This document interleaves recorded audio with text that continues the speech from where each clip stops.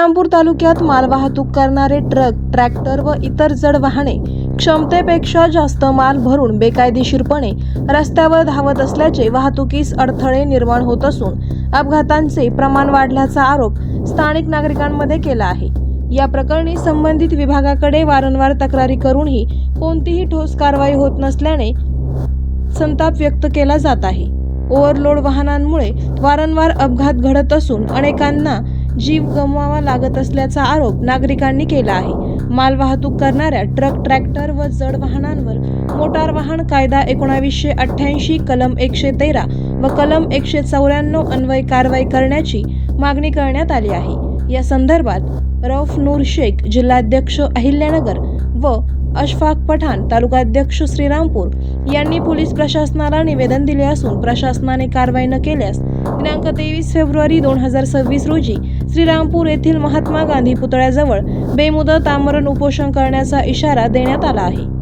या आंदोलनाला भारतीय वाहन खरेदी विक्री संघटनेचे Mushtaq Ghulam, anti corruption and crime control awareness in India संघटनेचे जिल्हा उपाध्यक्ष बरकत पठाण, पत्रकार रियाज खान पठाण, राष्ट्रीय लहुजी सेनेचे हनीफभाई पठाण तसेच भीमशक्ती सामाजिक संघटनेचे शेख अल्ताफ इब्राहिम यांनी जाहीर पाठिंबा दिला आहे।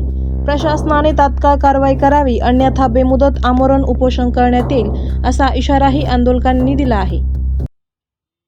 रौफ नूर शेख, जय हिंद, चालक मालक संघटनाचा नगर जिल्ह्याचा अध्यक्ष तसेच आमचे राष्ट्राध्यक्ष हनीफ खान हे आम्ही वारंवार आरोग्य ऑफिसला निवेदन दिलं होतं। काय आम्ही लय दिवसापासून हे निवेदन देऊ राहिलो साहेबाला, तर याच्यावर कारवाई करा, याच्यावर कारवाई करा। 2 पॉइंट आहे, ओव्हरलोड आहे, ट्रॅक्टर आहे, हे अपघात होऊ राहिले आणि श्रीरामपूर आरोग्य ऑफिस फक्त आम्हाला खोटं नियोजन देतं। आम्ही कारवाई करतो, आम्ही कारवाई करतो, ही कोणती प्रकारची यांनी कारवाई केलेली नाही। अपघात वाढतच चाललेले, अपघात काही घटलेले नाही आहे, हे अपघात वाढू राहिले। आणि यांना काय म्हणलं गाड्यावाल्यांना, तर गाड्यावाले म्हणते आम्ही आरोग्य ऑफिस त्या कार्ड फाडलेले ओव्हरलोडचे, आमचा काही होणार नाही।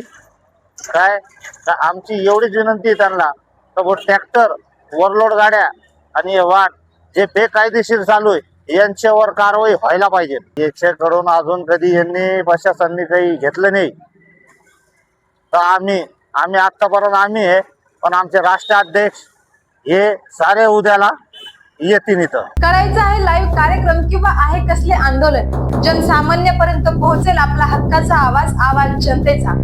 बातमी व जाहिरातीसाठी संपर्क करा स्क्रीनवर दिलेल्या नंबरवर।